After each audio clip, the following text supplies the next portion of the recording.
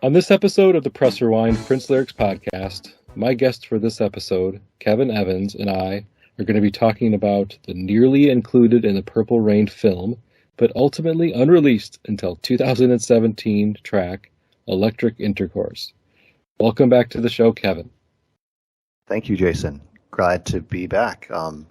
It's been quite some time. Yeah, it's been a little bit. We last discussed a song off the Batman soundtrack. So I think it was Lemon Crush, as you mentioned earlier when we were chatting. And while this song, Electric Intercourse, did not make it onto the Purple Rain soundtrack, that, from all accounts, is what it was intended for. So we'll go for one song that was on a soundtrack, even though I'm not sure Lemon Crush was intended for the Batman soundtrack. I think we talked about that. It was just kind of like a song that Prince decided, okay, this could work. This could work on the soundtrack for Batman. It's a song I had written before, where I don't have any proof of this, but again, my understanding is that Prince was writing songs for the Purple Rain film and the forthcoming soundtrack. This was intended to be kind of that big emotional ballad moment in the film that ultimately went to The Beautiful Ones. As the story goes, Prince liked this song, thought it might work, but then must have had like a change of heart, maybe got some feedback from somebody, or else just thought to himself, this isn't quite working. It isn't quite working the way I thought it was going to be. And honestly, as we talk through the song, Kevin, I think the two songs, while they're both ballads and both have deep emotion invested in the lyrics and in the performance, especially in the performance for both songs, they're two very different songs in terms of what they're conveying and talking about through the lyrics. But I don't want to get ahead of ourselves. I do want to talk about the lyrics of this song, and then we can kind of compare the lyrics to this song to what The Beautiful Ones was. So, we can kind of, just the two of us can decide amongst ourselves if we thought Prince made the right choice, considering the script. And also, that's another potential that could have happened. The script to Purple Rain could have been going through drafts and changes, where a song like Electric Intercourse may not have worked for the narrative of the film Purple Rain, and Beautiful Ones just seemed like a better fit. That's a potential. So, Kevin, as I ask people who join me on these Vault Track episodes, did you have any history with this song? And if you did, what is it? And if not, when did you first hear it? Yeah. For this particular song, I actually had zero history with it until it came out on the Super Deluxe edition. I did not see or hear the live version that was recorded with the other songs that were from Purple Rain. Like I think Purple Rain was recorded at that time. I Would Die for You, and some other songs at that show in '83. I just saw that video last week when I started prepping for this. So pretty new to the song overall, since this came out in 2017, like officially released in 2017, as you mentioned, on the Purple Rain Deluxe Edition, which was, I would say, the first significant release from the estate after Prince's passing. The Forever compilation came out first, that had Moonbeam levels on it, but it did not have, it was mostly just greatest hits. That was primarily what Forever was. This Purple Rain release had an entire disc of vault songs, and that's what we're talking about, is one of the vault songs off the Purple Rain Deluxe, and that's the Electric Intercourse song. So that squarely paints it and places it in the Purple Rain era. The fact that it was likely intended for the film, and there's just lots of evidence to support that. And let's talk a little bit about that concert. So on August 3rd, 1983, Prince and the Revolution They perform at First Avenue for this benefit concert. Prince has audio and video taken from this show, and many songs that the audience had never heard before were premiered. Purple Rain related songs, as you mentioned, the song Purple Rain itself, which I think is the most kind of like the famous song from this performance, because Purple Rain, I Would Die for You, and Baby I'm a Star, like the source audio that was used for the final mix on the album, was pulled from this recording, from this concert in August of '83. So that's cool. Let's Go Crazy and Computer Blue were also performed at the show, but the versions that we got on Purple Rain were not. They were just solely studio versions of those songs, not the live versions with some additional studio manipulation or mixing or overdubs or anything like that, like the other three that I mentioned. And Electric Intercourse was another new song that Prince premiered at this concert for an audience. You have to believe, at least, so either two things. He either was going to use the source audio from this performance for the song that would end up on the soundtrack, or like Computer Blue and Let's Go Crazy, it was just a chance to perform a song that he had written for this forthcoming soundtrack in a live setting, to practice it, or just to get the band some practice performing it, and for himself some practice performing it in front of a live audience, because the performance of this song is pretty important, I think, to the feeling of it. And yeah, I would agree on yeah, on like that. Purple Rain, all the Purple Rain songs are about like performance, right? Except for When Doves Cry and Take Me With You. All of those songs on the film were enhanced by the performance, right? Exactly. And when you see that performance of Electric Intercourse, like you get the same.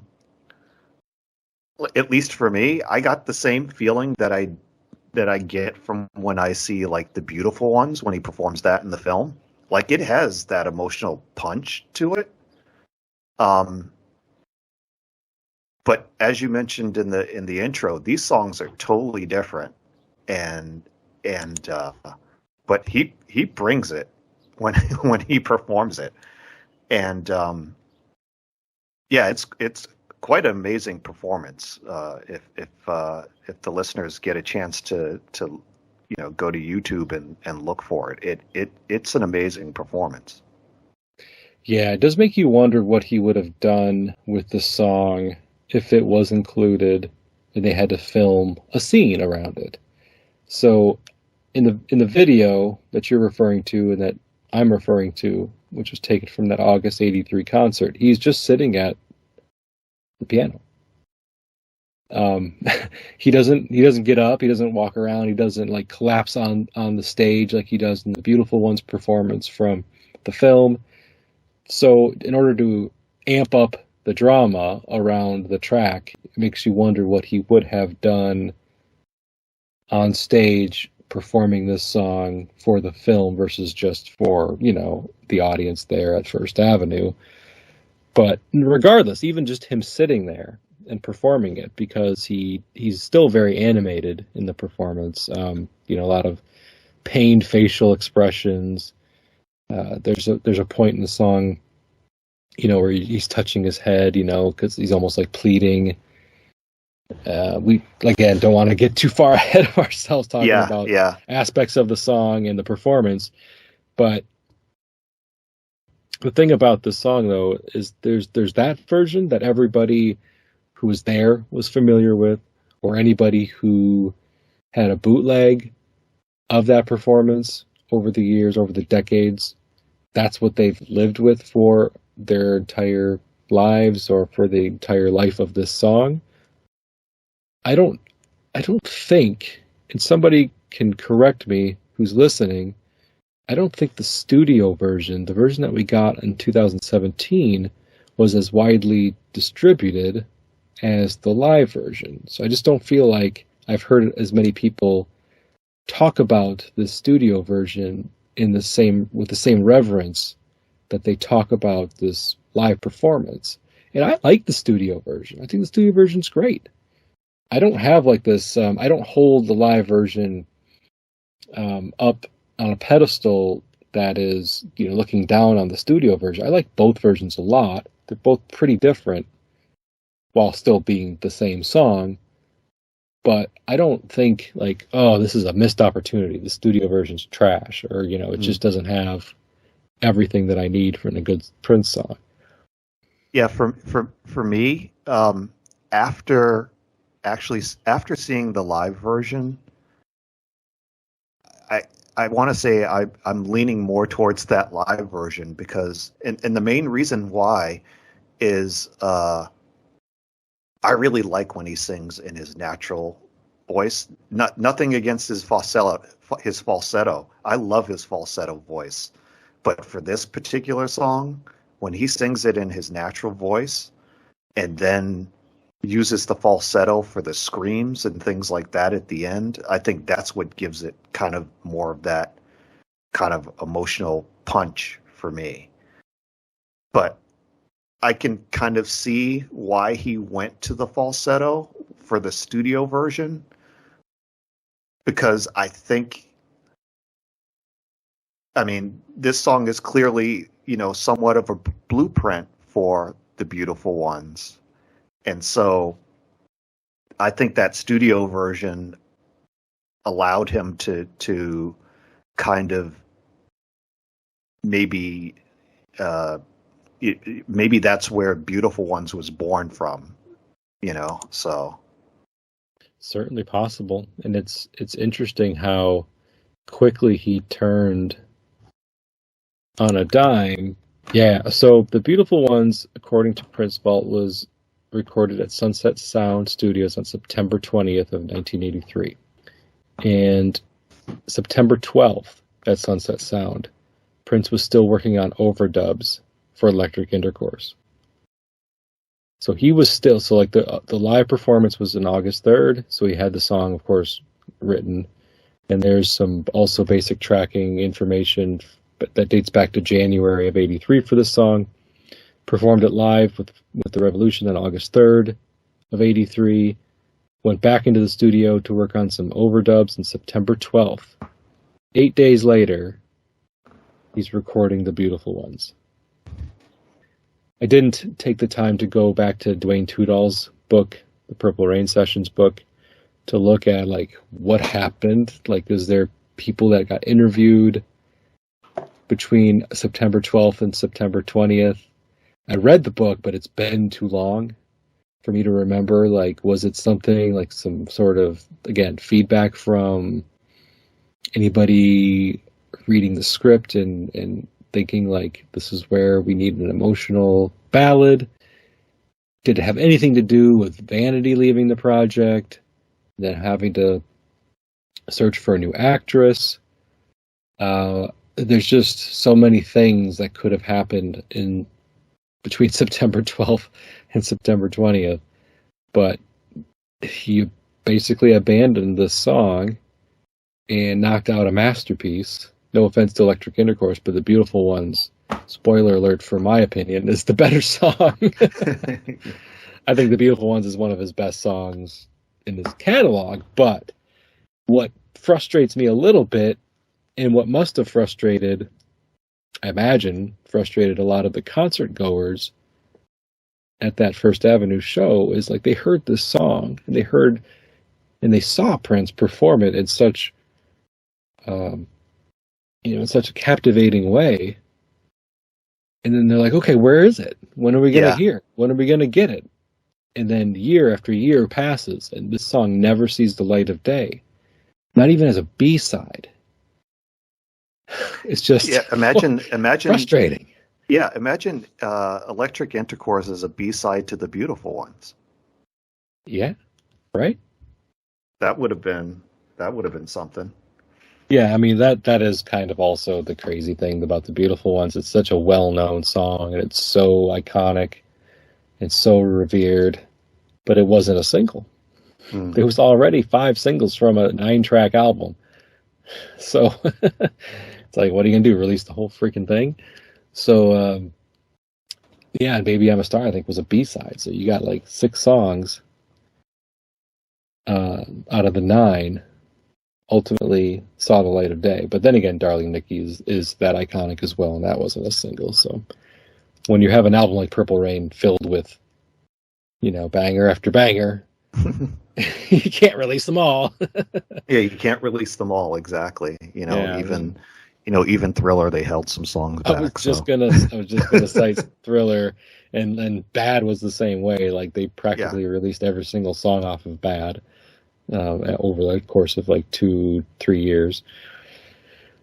So yeah. Anyway, Electric Intercourse, abandoned completely. People just probably wondering where did it go, and then eventually just kind of faded out of consciousness because Prince never played it live in the 80s. It wasn't snuck into any kind of Purple Rain concerts. After that August 83 show, it was tucked away for decades until he kind of out of the blue performed it. I think it was like in England somewhere. I wrote it down where he last performed. It was in England, and wasn't that like 2016 when he did it? Oh, it looks like 2014. He was performed live on May 15th, 2014 at the LG Arena in Birmingham, England. So yeah, and it still had that fire too. I'm sure it did. I haven't heard it. I need to. You haven't? It's on YouTube. You can see it there. You could the 2014 version. Awesome. I gotta check that out. I was listening to like of course the live version from '83, rehearsal footage from '83, but I didn't get around to listening to that 2014 version. So yeah, no, thanks for pointing that out. I definitely am going to listen to that, and I encourage listeners of the show to jump on YouTube and search for it. The other thing to note is that the song was considered for Crystal Ball 2 in 2000 during a first celebration, and that never materialized, so there never was a Crystal Ball 2. So again, another opportunity for this song to see the light of day during Prince's lifetime, but it wasn't meant to be. And 2017 rolls around, we get this Purple Rain Deluxe, and now we have Electric Intercourse, the studio version that would have likely been on the soundtrack if Prince had decided it was worthy. Or fit. Maybe worthy isn't the right word to use. Maybe more just like if he thought it was the best fit for the soundtrack and for the film. I didn't know if you wanted to talk about it now, but I did, again, during the research, I did, like you can find the Purple Rain original script online. So I found it and went to that scene. And basically it's the same scene as the Beautiful Ones. Like everything, Morris is there at the table. Vanity is, it's funny, that none of the characters have different names. It's like it says, the character's name is Vanity, and then like instead of the Revolution being introduced on the stage, they were like, and coming to the stage is Prince. And he kind of sees her with Morris, and then what's weird is they start their set with G Spot. Like really? The script clearly says that they play a funky song called G Spot, and then he goes into Electric Intercourse after that. Wow. And then he walks off stage, and like in the Purple Rain film, they only do the one song, and then go off stage. They run into Billy Sparks at the backstage, and he's like, "What's this one song shit?" Yep. And he says, "Same line that he used in the movie." Yep. Yeah. So that's what's in the movie today. In the script, in the original script, he comes off stage and he goes, what's this intercourse shit? That's hilarious. He basically just changed the subject Exactly. of his line. But pretty much the rest of the scene, like what happens before and what happens after, is basically what's in Purple Rain right now. Maybe with a few lines of dialogue changed, but That's fascinating. But That's yeah, fascinating it's because G-Spot and Electric Intercourse back to back really is kind of like Prince / The Kid attempting to turn on, woo, arouse vanity in the original script, or Apollonia ultimately, if it would have stayed that way, really expressed like a sexual desire for her in a way that The Beautiful Ones doesn't really. Yeah. The Beautiful Ones is just a totally different beast. And we'll get into that later, I guess. I don't want to get too ahead of myself. Yeah, I mean it's actually bears discussing a little bit, because the use of the word intercourse in 2023 or even in 2017, who cares, right? I mean, like, we've been hearing kind of like crude language and pop music forever, since Two Live Crew, and well, since Prince, really, but none of his pop songs, like none of his crossover songs, were all that crude. But to slap a song on a major release, the album that was supposed to catapult him, it wasn't like, oh, this was an accident. No, Purple Rain wasn't an accident. Like, it blew up because everything was designed to blow up. Like, he wrote the songs with the intention of them crossing over and blowing up. He had a movie attached to it with the intention of that magnifying his stance in the public eye. So this was all intentional. And then to have a song like that uses the word intercourse in the title. Yeah. Like, Darling Nikki's coded. Like, it just says Darling Nikki, and then you have to like read the lyrics or listen to it closely to hear the word masturbate.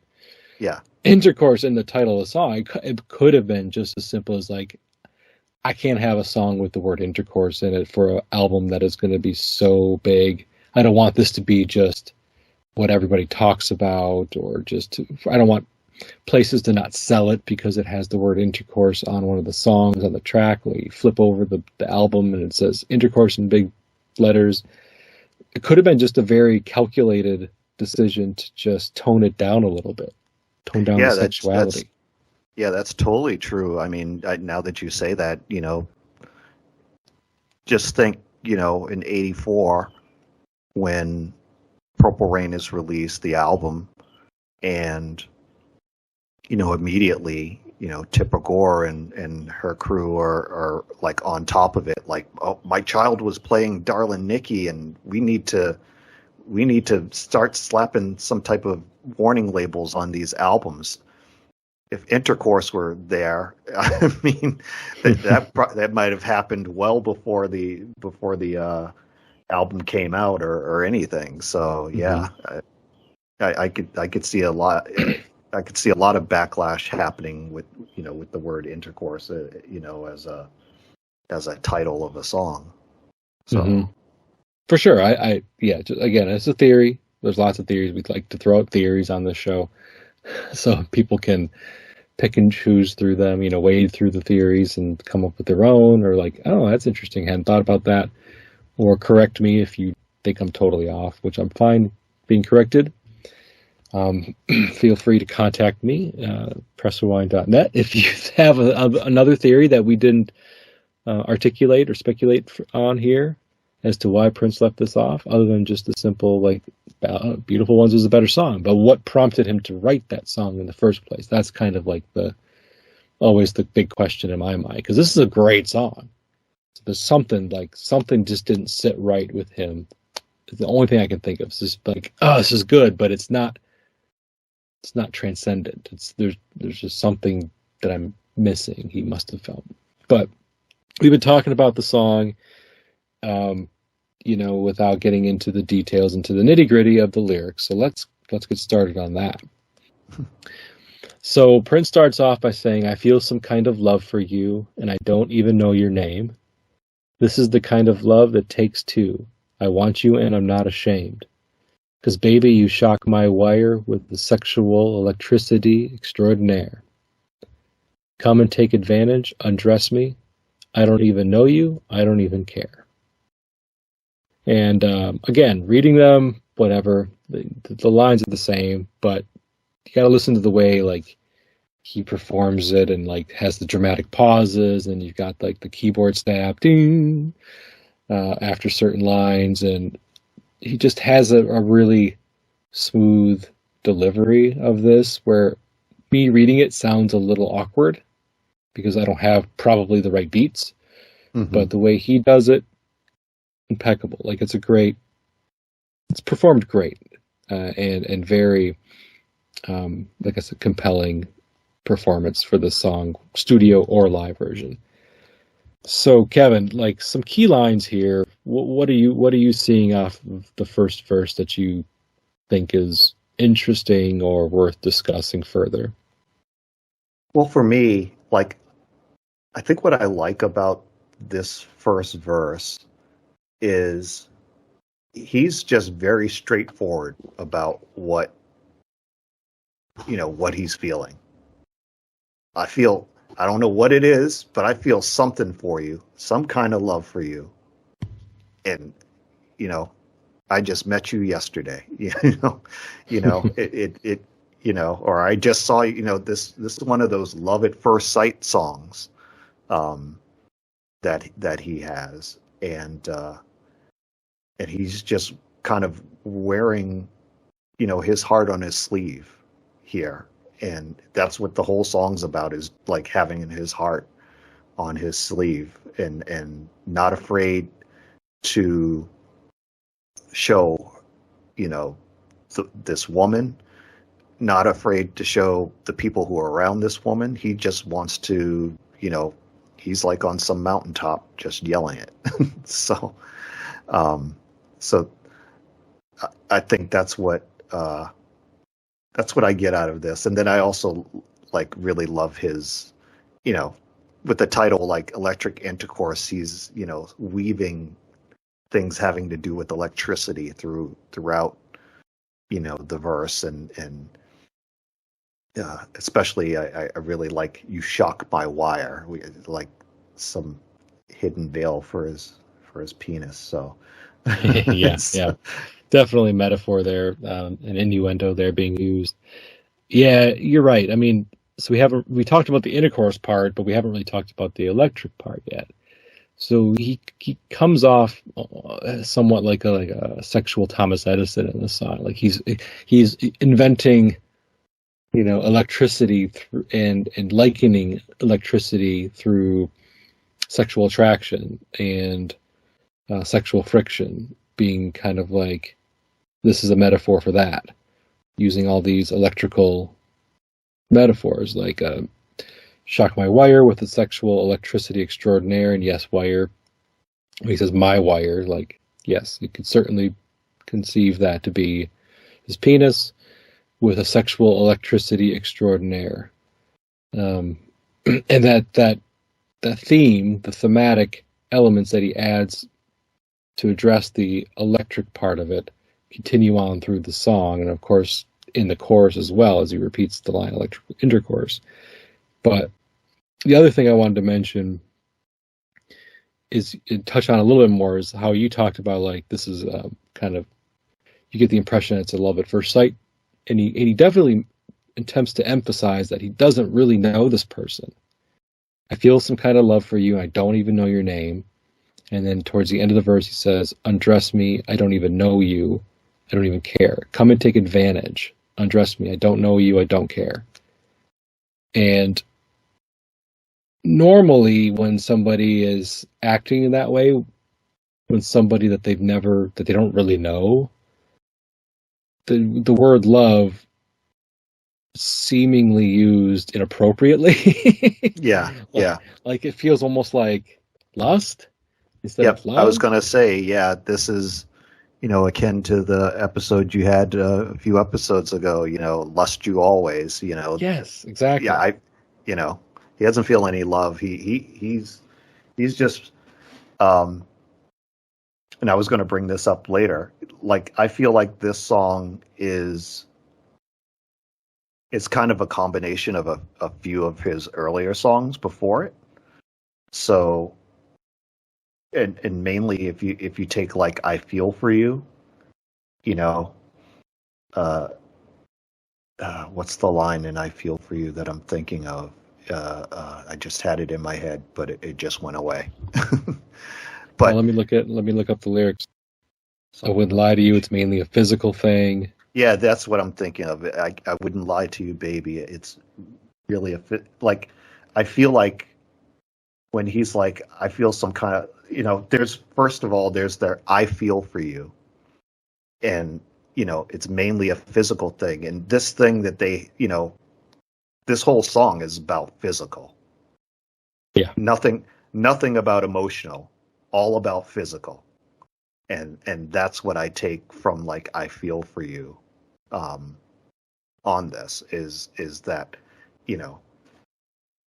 I feel for you. It's mainly a physical thing, and that's what this electric intercourse is. It's this physical thing.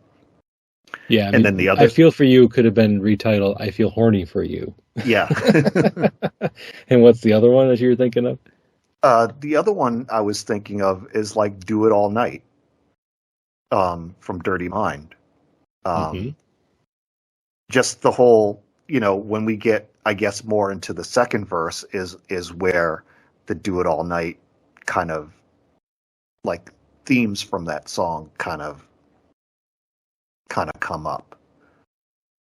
So yeah. So let's go through the second verse.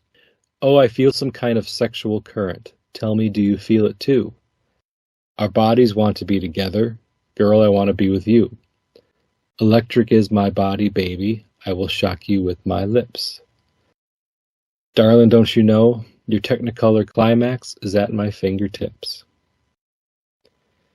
So again, we got the electric and electricity metaphors. Feel some kind of sexual current.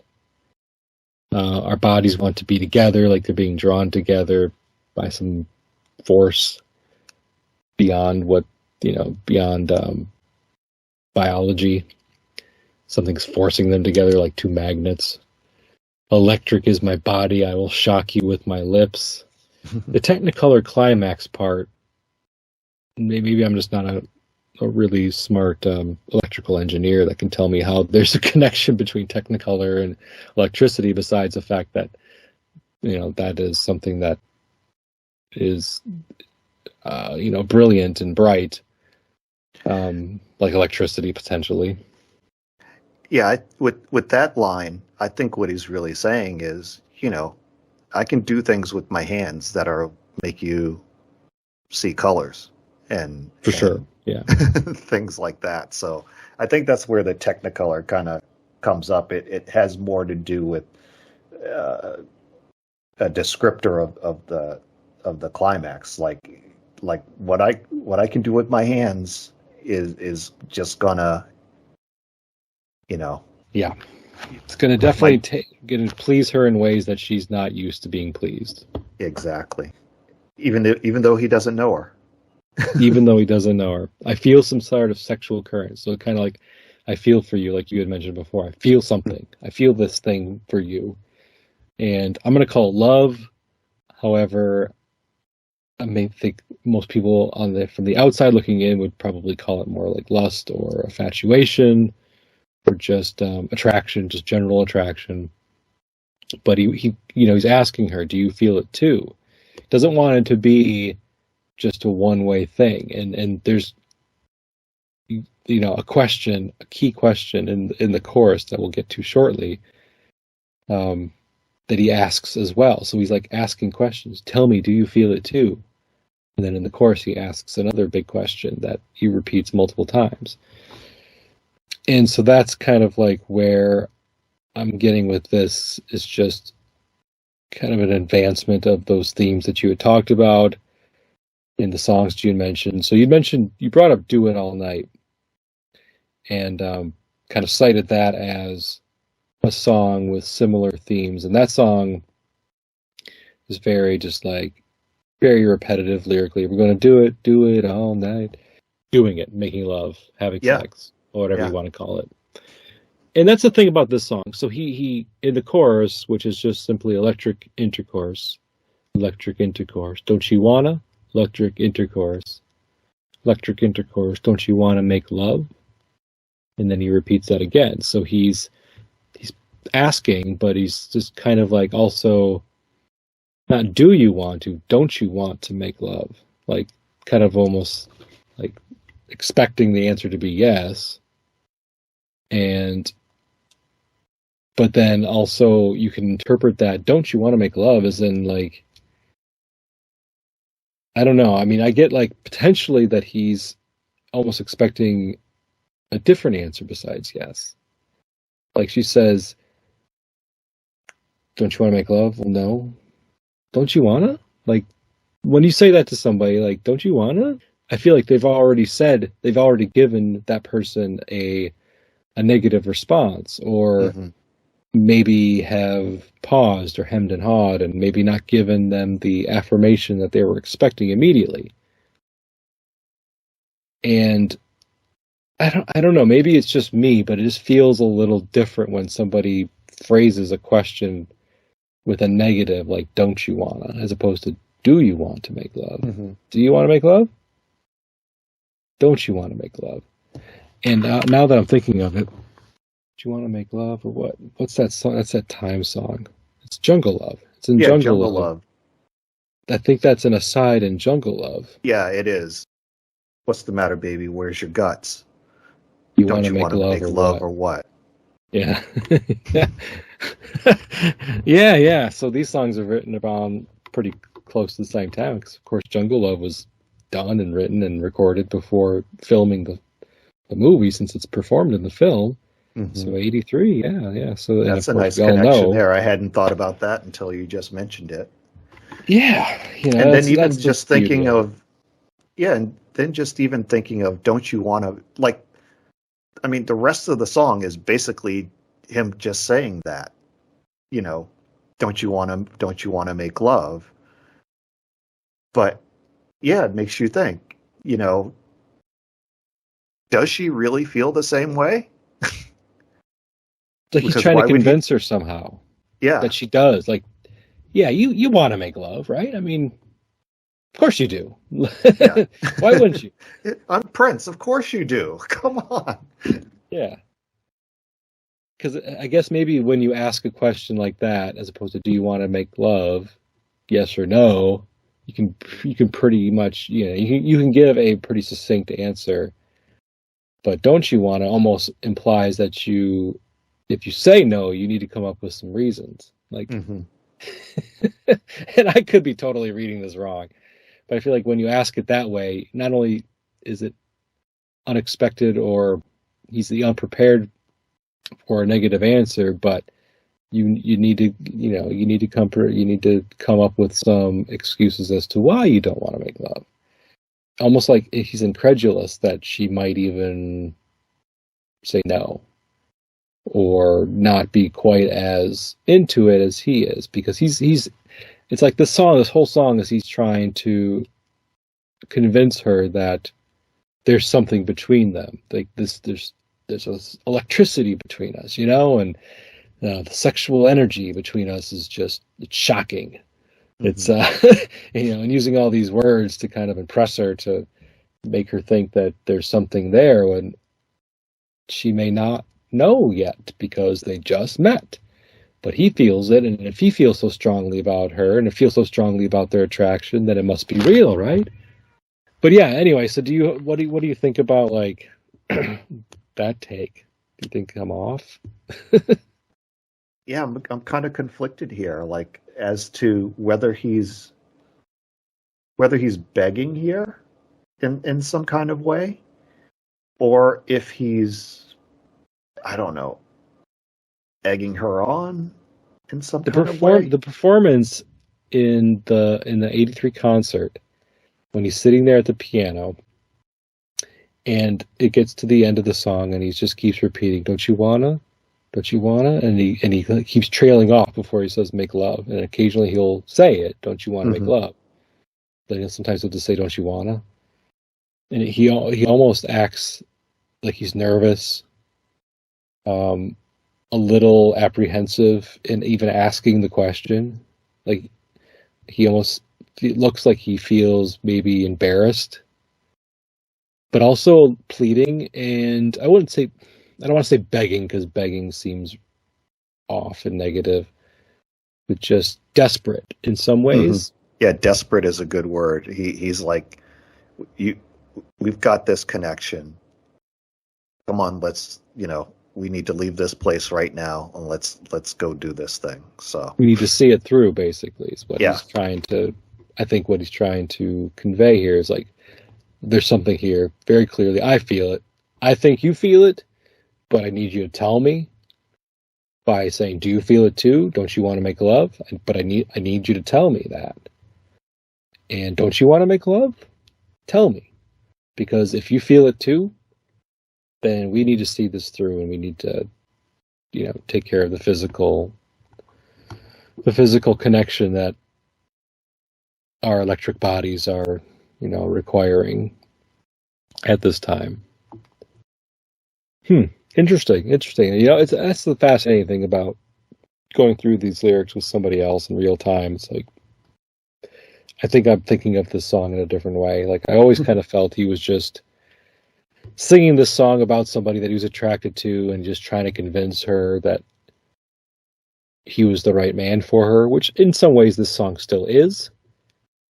But I'm also getting and feeling a bit more about this song that it's almost like I said, a desperate plea for her to please say yes so they can have sex, which will then satisfy this sexual attraction that is so electric that he can't see past it in the moment. And with the repeating of the lines, "Don't you want to make love?" it does kind of give off the impression that this is something that he's not going to drop anytime soon. Yeah, and this thought just popped into my head as well. He's looking for some validation, and he has tons of songs where he's like, he's pursuing someone, a relationship or something like that, but he needs some reassurance and some validation. Again, going back to "I feel for you." I ain't got no money. I'm not like the other guys you hang around. Like, he's like, I don't have these things that you're used to, but I need you to, validate me because I feel for you. And this is kind of the same thing. We've got these feelings. They're electric. And, don't you want to go to the next step? Maybe. So yeah. So I think the only other thing I wanted to mention with the Technicolor climax, I was just thinking of too, is so with all the different electricity metaphors being used throughout the song, I just kind of wonder if this is a moment where all that electricity is being focused in one place, and you can take that to mean maybe her clitoris or somewhere that is causing her to climax, and he's using that that word Technicolor climax to communicate a little bit of where the sexual electricity is being focused in that moment, and what that could result in. Like when you focus all the lasers in one point, it doesn't make anything become Technicolor, but in this narrative, in this creative space that Prince has here in this song, he could have imagined all of the electricity going to one place, creating some sort of glowing orb or something brilliant in Technicolor. And the thing that I thought of is, have you ever seen the movie 2001: A Space Odyssey?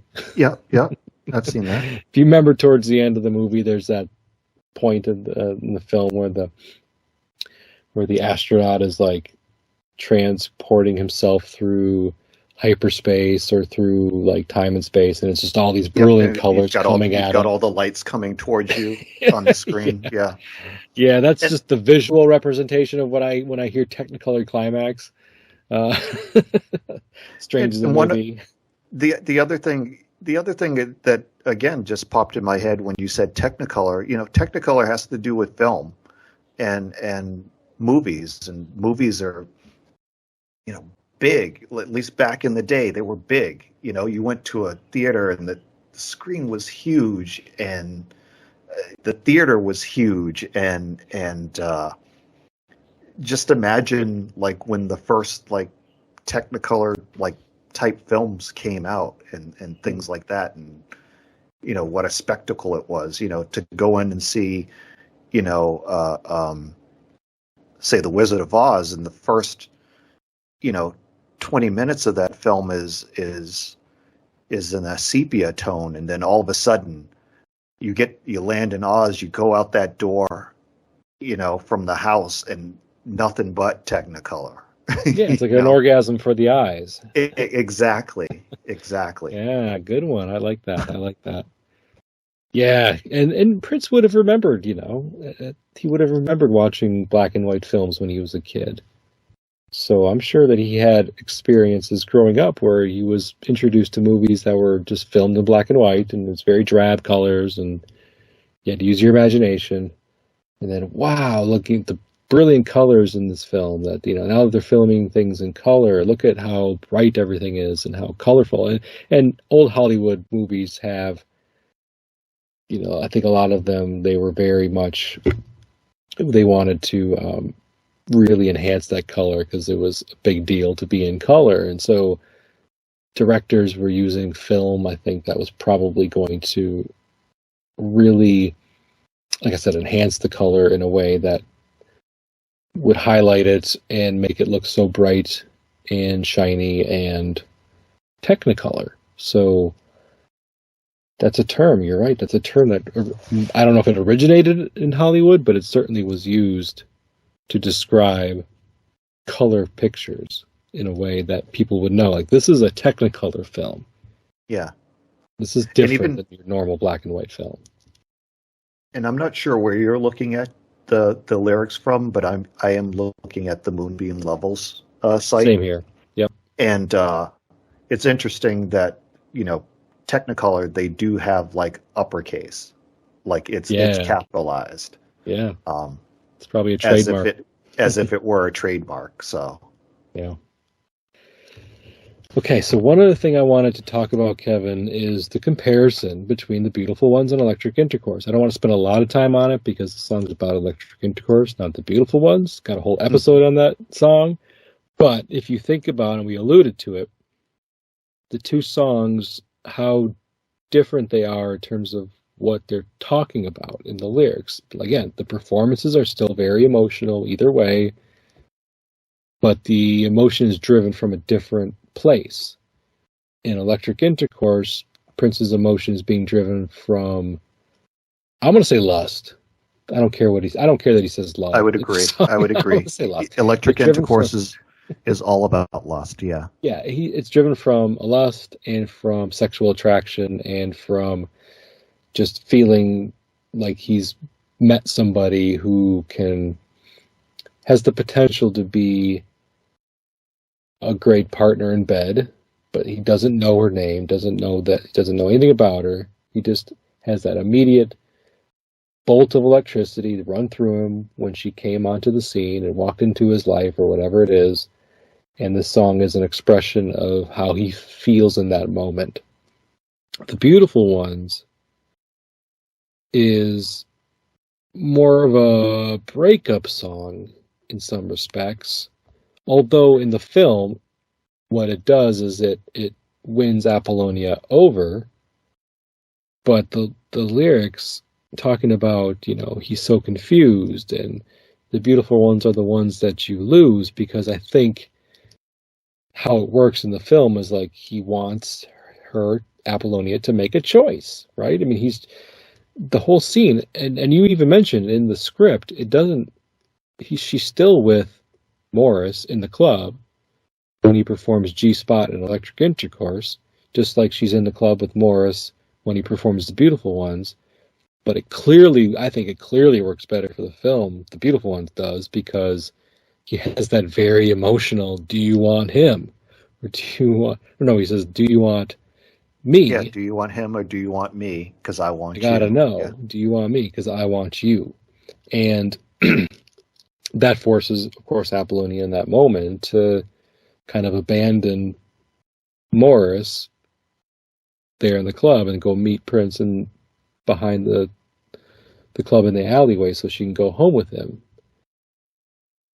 Where Electric Intercourse, if it was intended to do the same thing, like get Vanity to ditch Morris and go behind the club and meet him so she can ride home on his motorcycle so they can have sex, yeah, okay, the end result would be the same. She's turned on by him. She's, she's feeling the same way. He's forcing her to feel the same way that he feels. Don't you want to make love? Keeps asking her that in the same way that he asks her, do you want me? The end of The Beautiful Ones, or do you want him? So I could see it working both ways, but the thing about The Beautiful Ones is that it's not a new relationship, and that's the big difference. Like in The Beautiful Ones, you don't get the impression that these two people have never really met. Now, that could just be a trick of his writing. Like he just didn't write it that way. Yeah, but he talks about getting married, and stuff like that, and it's just, I don't know. And you don't get the impression that these two people just met in The Beautiful Ones. Yeah, that's an interesting contrast. Like when you think about the song and where it is in the movie and what's going on in the movie, like I always felt like in some ways the lyrics, like they fit the scene as it's going on, but when you think about it, again, he's just met Apollonia. They went on like one date, and then all of a sudden he's asking for like commitment and to get married. And I found it interesting that you called The Beautiful Ones like a breakup song, and I guess it is, but it's also about commitment. Do you want to commit to me, to being with me, to sharing your life with me, or do you want to share it with this other guy? I want you to make a commitment to me, is what I hear from that song. Yeah, and breakup song isn't really. Yeah, I was just gonna say breakup song isn't really the right way to describe it. It's more like you said, it has the potential to be a breakup song if she chooses the wrong person, and he's afraid of losing her. Like the beautiful ones are the ones you always lose, so he's almost like setting himself up or preparing himself for her to choose the other guy. But yeah, anyway. So sorry, what were you gonna say? Oh, I was just gonna say, like it always bothered me that he had such a strong reaction to her after that one date. So because he has the one date, they go, she cleanses her soul in not Lake Minnetonka, and then she decides she's gonna be in Morris's band, and then the next thing you know, he's singing The Beautiful Ones to her as if they'd been together for months. And all, right. So it that timeline always bothered me with the film, but but I mean that's I guess neither here or there. The song still has that emotional punch to it, and you feel the pain that he has when he performs it on stage. But yeah, the two songs, when you look at them side by side, one's about lust then in my words, I think Beautiful Ones is about, can you do you want to make a commitment to me? Mm-hmm. Perfectly said. I agree 100%. And well, because the stakes are lower in Electric Intercourse. Yeah, definitely a lot like the lower. stakes are much lower. Like he just asks, do you want to make love? Don't you want to make love? Don't you want to make love? Don't you feel it too? And if she says no, well, they have no emotional connection yet. He'll be disappointed. He'll be going home alone, potentially, but he's not invested emotionally in this person. So the stakes are lower. In the Beautiful Ones, the way the song is written, forget about the movie for a minute, but just the song, how the song is written and performed. You're right. It does speak more to him requesting her to make a commitment. Both songs are asking questions of the woman that he's singing them to, but the questions are different. Mm-hmm. He wants her to make a choice. And the reason why, like, the way sometimes it feels like a song that he's almost prepared to lose her, which is unlike a lot of Prince songs because he doesn't always show that vulnerability, where he's writing a song where the choice could be just as easily go the other way. Mm-hmm. Don't make me waste my time. Don't my kisses please you, right? Like, why are you seeking attention from other men? Beautiful Ones make you smash the picture because, you're losing them. And he just feels like she's slipping away. This person that he's been with enough times to know that she's the one for him. We don't know how long, we don't know how many times, but he certainly feels strongly enough about her to know that he's chosen her. He wants her to choose him in return, as opposed to this other guy. And there's none of that, like, you have to choose between two people kind of discussion. Electric Intercourse, just, do you want to have sex with me or not? Is what I'm getting from Electric Intercourse. Like, do you want to do it or not? I want to do it. Yeah. Do you want to do it? We can call it making love. You can say I love you and call it making love, which, again, I guess makes it feel nicer. Like, it doesn't feel as sleazy if you call it making love. But yeah, it's funny. It's funny you mentioned that, and this was something I was hoping to bring up as well. I feel like there's another tie-in to this song, and I won't speak on it for too long because I know you have an episode to do on this particular song. But 6 or 7 months after he wrote, Electric Intercourse, he wrote "We Can Fuck," which is more of an extreme version of this song, because he just comes out and says, take off your clothes, we can fuck. Let's go somewhere so we can fuck. Yep. Yeah. And you're right. You're absolutely right. That song is very much like, I'm attracted to you, you're attracted to me. I don't want to wait any longer. Let's fuck. Yep. We're not going to make love and we can fuck. This is supposed to be all sweet and, meant for a wide audience originally. And We Can Fuck was not. Yeah.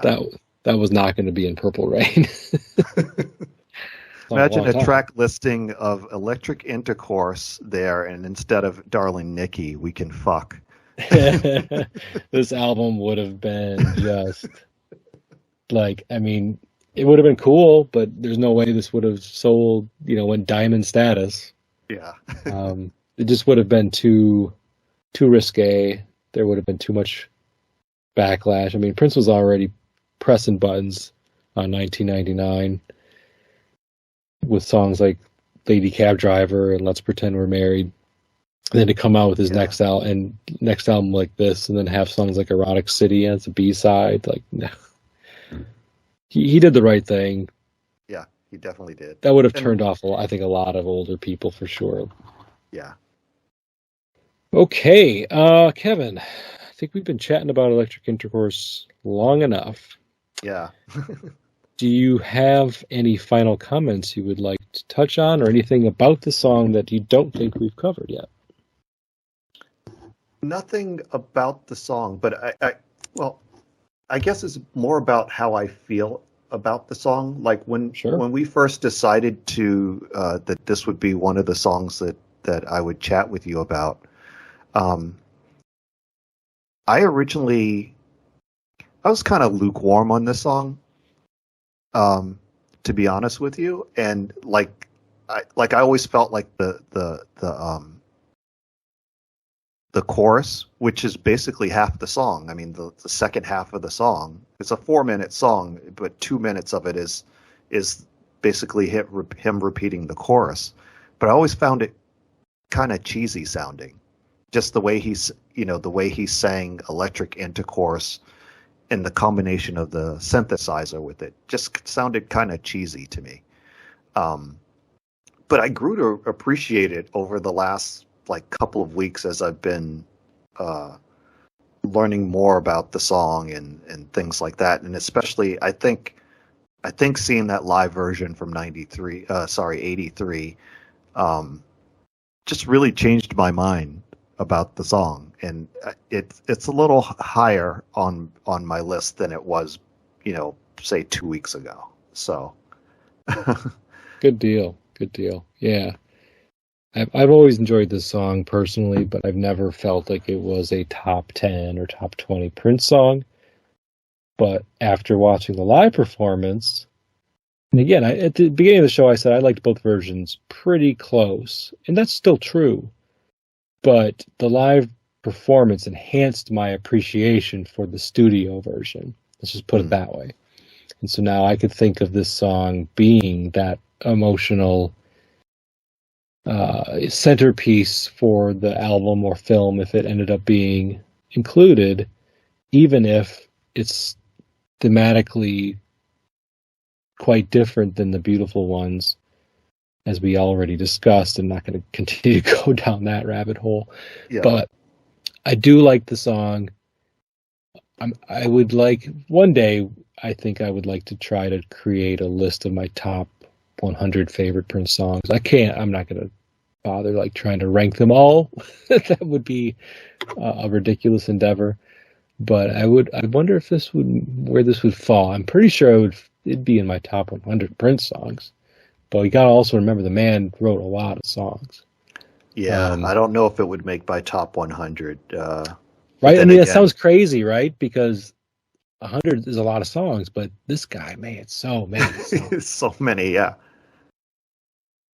I don't know. Yeah, one day I may do that. I might try to create a top 100 Prince song list, and not even include like songs that he wrote for other people. Like this solely has to be a song that he performed on record. So I guess I could count a song like "Nothing Compares to You" because he has a performance of that song that made it onto an album. But in the Prince and the hits.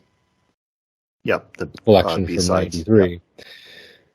But yeah, Electric Intercourse, great song. Beautiful Ones, I do believe was the better choice, and I think it thematically fits better for the film as well. Even if you can still poke holes in it, like why is he so into this woman? He just met, like you pointed out, like they had one encounter, and now he's talking about, what if he got married? Wouldn't that be cool? I know it's just a hypothetical kind of like, oh, this boy's crazy in love. He's just spouting off stupid shit.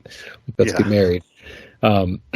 But nevertheless, Electric Intercourse might have made more sense in terms of how he actually felt, or how we would believe him to feel, which is sexually attracted to Apollonia and wanting to consummate that. Thematically, in that respect, I think Electric Intercourse makes more sense for the plot, but The Beautiful Ones makes more sense in trying to propel the story forward to just kind of move it along quicker. Like they have to go from just meeting to being into a deep emotional connection, so that when he hits her later, it it has it's more impact. And so again, you can make a theory that that's why Prince wrote The Beautiful Ones, because like, this is moving the story along too slowly. Like I'm just talking about how I'm attracted to her and we want to have sex, but I need to show her that I'm more emotionally invested, which The Beautiful Ones definitely does. Yeah, I would agree. Okay, well, I think that'll do it for this episode, Kevin. Any final sign off that you want to give the No, that's audience? pretty much it. Yeah. Okay. Yeah. Well, thank you so much for joining me on this episode. Much appreciated, and your input is very helpful always when I'm trying to bounce ideas off and have somebody else to do it with. It's invaluable to me. So thank you. Oh, you're welcome, and thank you for this show. I can't say enough how much I look forward to like listening to the episodes every week, and like typically right after here's a plug for your Discord server. So typically after I hear an episode, I'm writing something about it that I thought of while I was listening. So it makes me think about songs in a totally different way, and even to pay more attention to the lyrics, because there are certain songs of Prince's or any other art or any artists out there where I just love the groove or whatever and don't pay attention to the lyrics. But yeah, there are certain songs where I it's kind of like I'm hearing them again for the first time after listening to the show. So thank you for that. You're welcome. That's appreciated, that feedback for sure. And yes, thank you for bringing up the Discord. So, again, I mentioned pressrewind.net, which is the website you could find the show if you don't use any of the normal podcast catchers like Apple or Amazon or Spotify or Stitcher.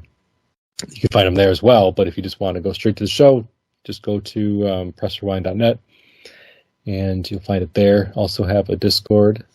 Links to the Discord will be in the show notes if you would like to join the discussion on Prince and his music or episodes or anything you really want to talk about. It's pretty free form discussion platform, so open to new members always. And thanks to all the listeners. And until next time, goodbye.